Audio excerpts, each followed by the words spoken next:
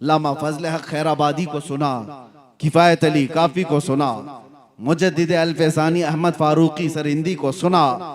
एक नाम आता ऐसे ही मर्द हक की आवाज बुलंद करने वाले इमाम अहमद बिन हंबल का, जिन्हें 5 लाख हदीसें याद थी। रसूलुल्लाह सल्लल्लाहु अलैहि वसल्लम की 5 लाख हदीसें याद थी। लेकिन जानते हो मसला आ गया था, एक बादशाह वक्त का, उसने गलत एक फिरके को प्रमोट करने के लिए गलत मसले का प्रचार शुरू किया था। इस आलिम बरहक ने उसके खिलाफ फतवा दिया, कहा नहीं शरीयत वो नहीं है, शरीयत वो नहीं है, खल्क़े कुरान का मसला था। तो इमाम अहमद बिन हंबल ने कहा मसला बादशाह का नहीं चलेगा, ताजदार मदीना का होगा। इस पादाश में जानते हो इमाम अहमद बिन हंबल का इल्म नहीं देखा गया, उनका तकवा नहीं देखा गया, उनको हदीसें कितनी यादें ये नहीं देखा गया। बगदाद के बाजार में लाकर उनको नंगी पीठ पर कोड़े मारे गए थे। एक बार नहीं, 2 बार नहीं, 3 बार पीठ की हड्डी उनकी दिखने लग गई।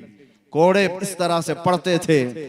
लेकिन एक जल्लाद उसके पास वक्त के खलीफा का वजीर आकर के कहने लगा कि अहमद बिन हंबल, मैं जानता हूं आप 10 से मस नहीं होगे, एक बार आप कंप्रोमाइज कर लो अपनी इस बात से, कान में तो बोल दो, मैं बादशाह को मना लूंगा।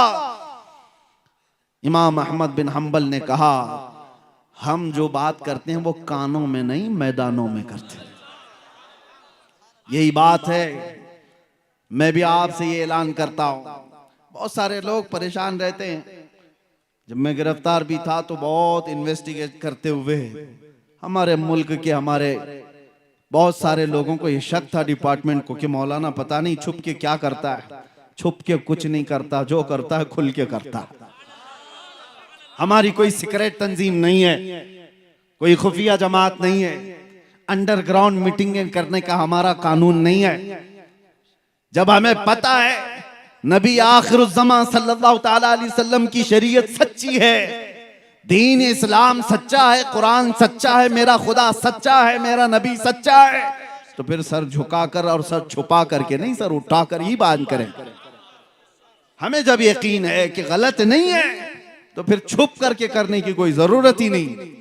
मेरे अजीजों, मैं उन लोगों की खाम ख्याली को या बदगुमानी को दूर करने के लिए बात कह रहा हूं जो ये समझते होंगे हम जो भी बात कर रहे हैं नौजवानों के सामने, इनको बुरे अखलाक से वापस लाने के लिए हम जाहिर से बात है मैदानों में ही करेंगे। अब जो बात मैं कहने जा रहा हूं तवज्जो से, सिरा की तारीख से भी इसका ताल्लुक है, आपके मैदान से भी ताल्लुक है। सिरा में रहने वाले बुज़दिल हों ये मुझे हजम भी नहीं होता, वजम भी नहीं होता। वजह यह है कि तारीख बताती है कि इस जमीन से कभी टीपू सुल्तान का ताल्लुक रहा है। अगर उस सुल्तान का ताल्लुक रहा है तो बुज़दिली आई कहां से? याद करो उस मर्द कलंदर की बात को, गीदड़ की 100 साल जिंदगी से शेर की एक दिन की जिंदगी बेहतर है।